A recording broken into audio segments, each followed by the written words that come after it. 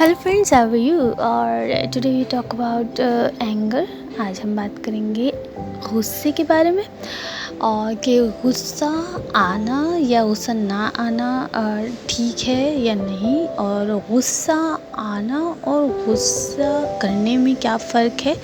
और जब गुस्सा आता है और हम गुस्से को करते हैं तो फिर उससे हमारी ज़िंदगी पे क्या असरात मरतब होते हैं, और हम किस तरीके से अपने गुस्से को कंट्रोल कर सकते हैं और उससे हमें क्या फ़ायदा हो सकता है। और अगर हम गुस्से को कंट्रोल नहीं करते और उसे अपने एक्शंस में अप्लाई करते हैं तो उससे हमें क्या नुकसानात होते हैं।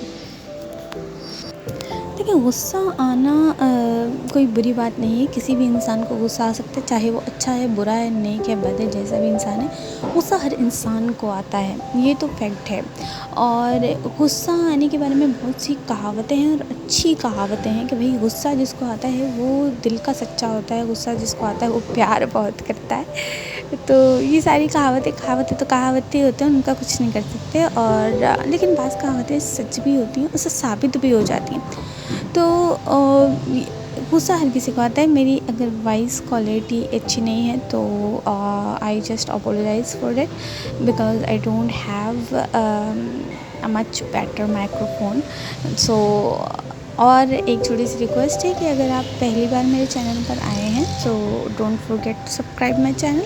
मेरे चैनल को सब्सक्राइब करना ना भूलें, और वीडियो अच्छी लगे तो लाइक और शेयर जरूर करें। चलिए, let's come to the topic कि हमारा जो टॉपिक है आज का वो गुस्सा है, एंगर है।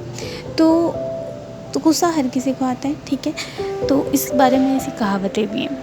अब ये है कि गुस्सा को हम कंट्रोल कैसे कर सकते हैं, और अगर हम कंट्रोल नहीं करते, गुस्सा जब आता है और वो हमारे एक्शंस पे अप्लाई हो जाता है तो फिर उससे हमें क्या नुकसान होता है वो मैं आज आपको दिखाऊंगी। विजनरी है मतलब एक आप इमेजिन करेंगे, आप देख सकेंगे। जब जब आपको गुस्सा आया होगा तो वो आप उस चीज़ को वहाँ पे जाके एनालाइज़ करेंगे तो आपको भी लगेगा कि हाँ ठीक है, यही बिल्कुल एग्जैक्टली आपके साथ। चलिए, अब आपके साथ एक स्टोरी शेयर करती हूँ जो शॉर्ट स्टोरी है, और मुझे वो बहुत अट्रैक्टिव लगी, मैंने उससे बहुत कुछ सीखा। उसमें बेसिकली एक फादर ट्रिक यूज़ करता है अपने सन के गुस्से को कंट्रोल करने के लिए। तो जनाब, स्टोरी कुछ यूँ होती है कि एक बच्चा होता है, उससे हर किसी पे गुस्सा आता है और वो हर किसी से झगड़ा करता रहता है, और यहाँ तक कि अपने रूम के बाहर भी इस तरह की चीज़ें लगाता है कि स्टे अवे। और जब उसे गुस्सा आता है तो वो नहीं देखता कि उसके सामने बड़ा है या छोटा। उसके पेरेंट्स उसे बहुत समझाते हैं बट वो नहीं समझ पाता। फिर एक दिन उसके फादर को एक ट्रिक आती है, और वो उसे कहते हैं कि ठीक है, जब भी तुम्हें गुस्सा आए तुम्हें ये करना है कि एक कील उठानी है और उसे दीवार पे जो है ना वो ठोक देनी है, इस तरीके से।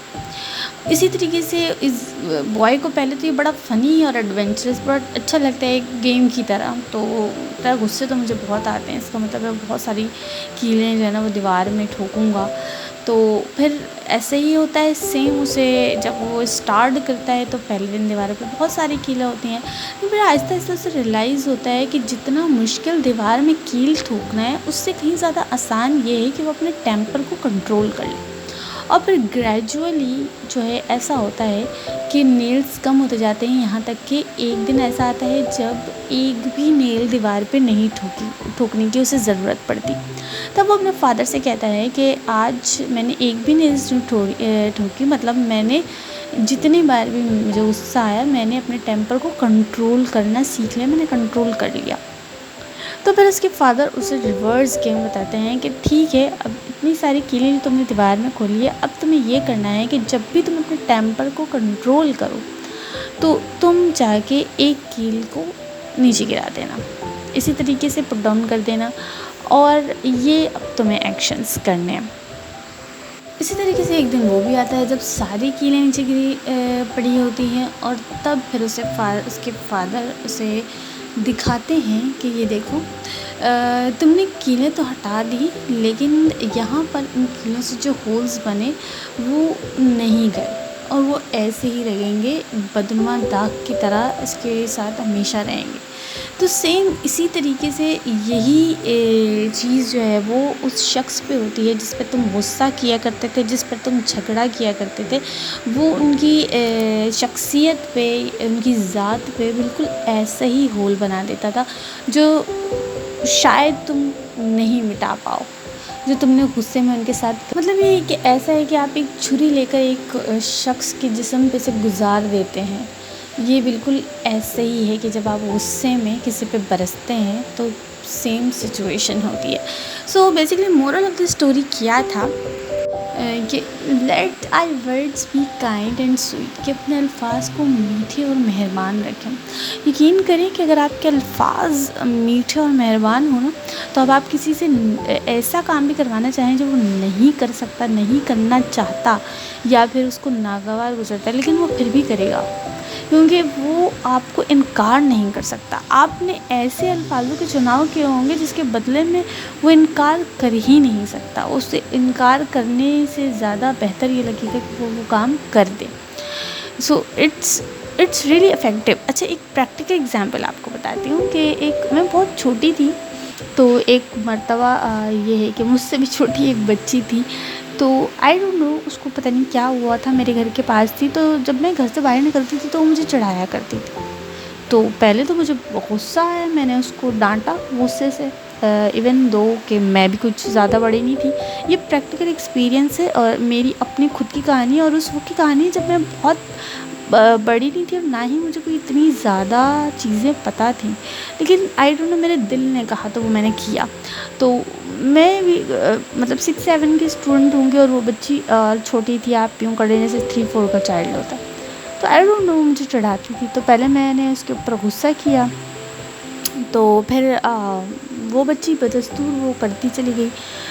फिर पता नहीं मेरे दिल से आवाज़ आई कि ये तो गलत है, मतलब वो तो चिढ़ा रही है, चिढ़ाना तो बंद नहीं कर रही, तो मतलब मैं किस तरीके से, अब मेरा गुस्सा करने से तो वो नहीं ऐसा आ रही, तो मेरे दिल से आवाज़ आई। मैं एक दिन रुकी और मैंने फिर बड़े आराम से प्यार से उसे समझाया, एंड लिटरली बिलीव मी, अगले दिन से वो बच्ची जब मैं निकलती थी वो मेरी शक्ल देख रही थी। शायद वो मुझे चढ़ाना चाहती थी, लेकिन जिस तरीके से शायद मैंने उसको बोला वो याद आ जाता था और फिर वो रुक जाती थी, वो ऐसा नहीं करती थी। सो ये मेरा अपना प्रैक्टिकल एक्सपीरियंस है और बहुत छोटे का, लेकिन ये मुझे अच्छी तरीके से याद है क्योंकि इस वाक़ये ने मेरी ज़िंदगी पे बड़ा गहरा असर डाला हुआ है, और मैं हमेशा याद रखती हूँ क्योंकि ये मेरा प्रैक्टिकल एक्सपीरियंस है।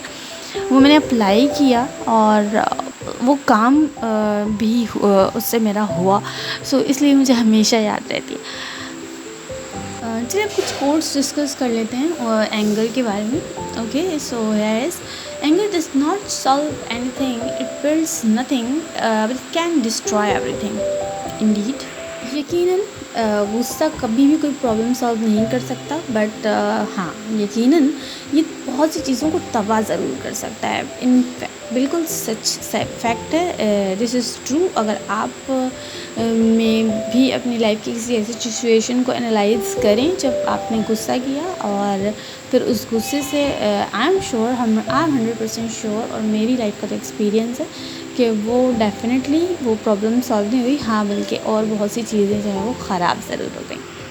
Okay, here is another. Anger is a punishment we give to ourselves for somebody else's mistake. Exactly, बिल्कुल।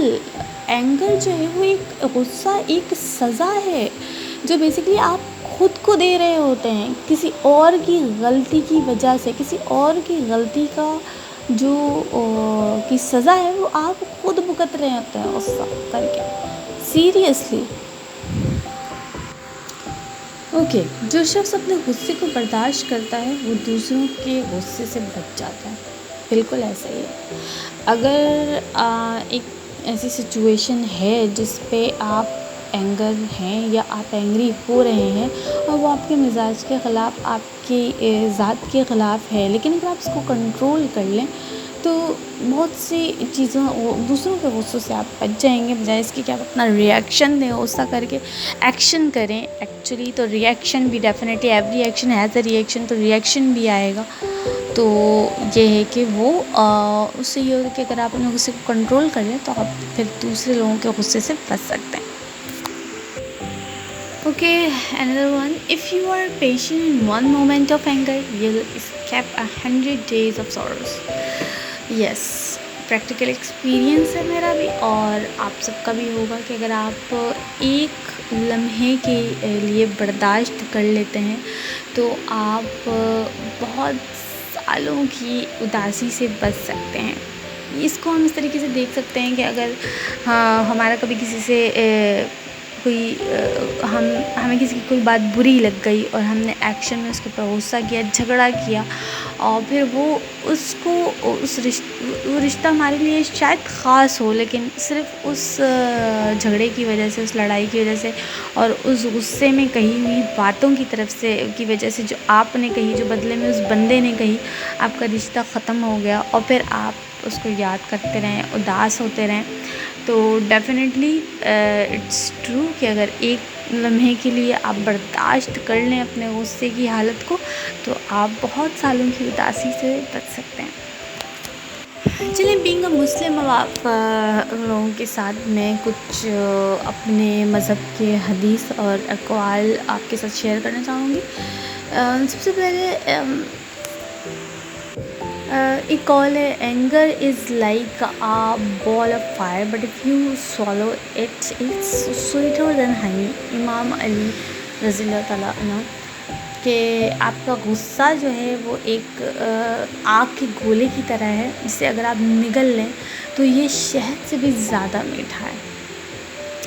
यकीनन ऐसे ही है, क्योंकि वो जो सिचुएशन क्रिएट होती है जहाँ पे अगर आपने अपने गुस्से को कंट्रोल कर लिया, यानी कि उस आग के गोलों को अगर आप खा गए, तो वो जो बहुत बुरे हालात होने वाले थे आपकी वजह से, आपके गुस्से की वजह से, वहाँ पे जो सिचुएशन क्रिएट होने वाली थी वो नहीं हुई और बहुत सी चीज़ें फिर तबाह होने से बच सकती हैं। आपके रिश्ते, आप बाज़ औक़ात सिर्फ इमोशंस नहीं होते, आपकी जो है वो और भी चीज़ें अफेक्टेड होती हैं। कई लोग ऐसा होता है कि अपने जॉब में होते हैं, बॉस ने डांट दिया, गुस्सा कर जाते हैं, जॉब से हाथ धो बैठते हैं और फिर पछताते रहते हैं, महीनों तक अच्छी जॉब नहीं मिलती।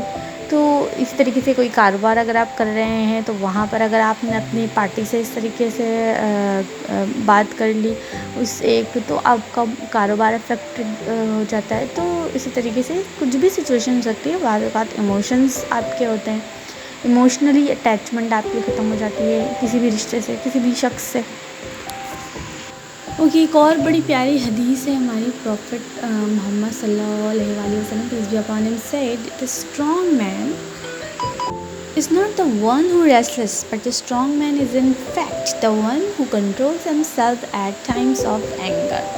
कि जो ताकतवर इंसान है वो नहीं है जो कि मतलब रेस्टलेस है, या मतलब यहाँ पे आप यूँ कह सकते हैं कि जो जिनको कुछ लोग होते हैं ना जो बड़े फ़ख्र से कह रहे होते हैं, और मतलब कुछ लोग होते भी हैं जेन्युइनली कि जिनको गुस्सा आता ही नहीं है, बहुत ही कूल माइंडेड होते हैं और उन्हें आता ही नहीं है तो मतलब कंट्रोल क्या करेंगे, उन्हें गुस्सा ही नहीं आता किसी बात पे।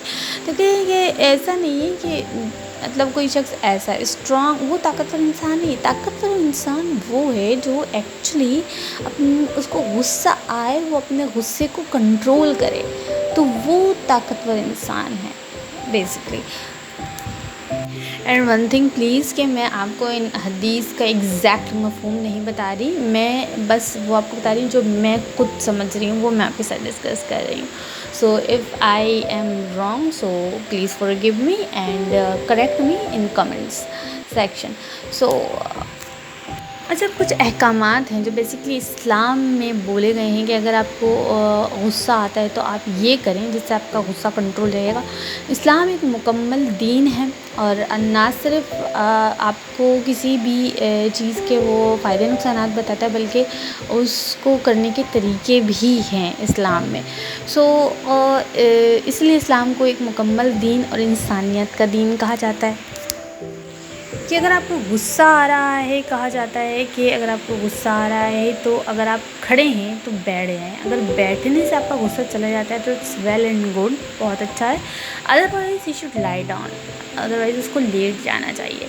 इसी तरीके से और भी चीज़ें हैं कि पानी पी ले, वो शावर ले ले, मतलब ये सारे चीज़ें हैं जो मतलब एक आप टेक्निकली भी अगर आप सोचें तो मतलब आपको खुद होगा, और अगर आप ये करें डेफिनेटली तो आपको रियलाइज़ होगा कि येस इट इज़ इफ़ेक्टिव।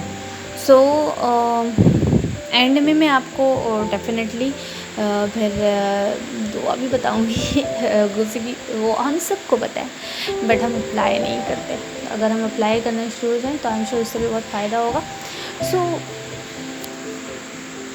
तो इन तमाम चीज़ों को डिस्कस करने का मकसद ये था कि सिर्फ मैं अपनी समझ आपके साथ शेयर ना करूं, बल्कि बहुत अच्छे अच्छे लोगों की बातें जो उन्होंने बोली हैं एंगर के बारे में, उसको डिस्कस करते हुए आपके साथ शेयर करूं। असल में इन तमाम जो पॉडकास्ट मेरे आप सुन रहे हैं, और मैं उन्हीं टॉपिक्स पे कर रही हूँ जिन टॉपिक्स के बारे में मैं खुद सोच रही हूँ और मैं खुद अपनी पर्सनैलिटी में सुधार चाहती हूँ, वो मैं आपके साथ डिस्कस कर रही हूँ ताकि मैं खुद अब इन चीज़ों पे अप्लाई कर सकूँ। बहुत हो गया, मतलब खुद अपनी ज़ात में सुधार ला सकूँ और खुद इन चीज़ों को अपनी लाइफ में जो है वो प्रैक्टिकली अप्लाई कर सकूँ, और आपके साथ डिस्कस इसलिए कर रही हूँ ताकि अगर कभी मैं इनको ना फॉलो ताकि अगर मैं कभी इन चीज़ों पर अप्लाई ना करूँ इन चीज़ों को, तो आई पिन आउट माई सेल्फ के मैंने आपके साथ डिस्कस किया तो मैं खुद के साथ कैसे कर सकती हूँ।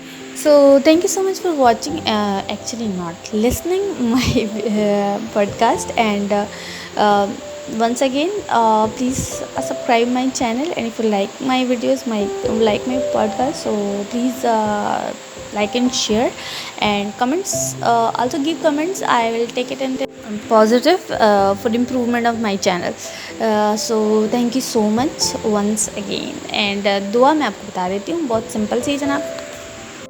आउज़ुबिल्लाहि मिनश्शैतानिर्रजीम, कि मतलब मैं पनाह मांगता हूँ या मांगती हूँ अल्लाह की शैतान मरदूद से। मतलब हमारा ये मानना होता है बीइंग अ मुस्लिम के जो भी बुरी चीज़ें होती हैं बेसिकली उसमें शैतानियत का असर होता है। तो हमें चाहिए कि हम हर वक्त ये पढ़ते रहें ताकि हम हर बुरी चीज़ों से दूर रहें। Okay, so thank you so much, take care, bye bye.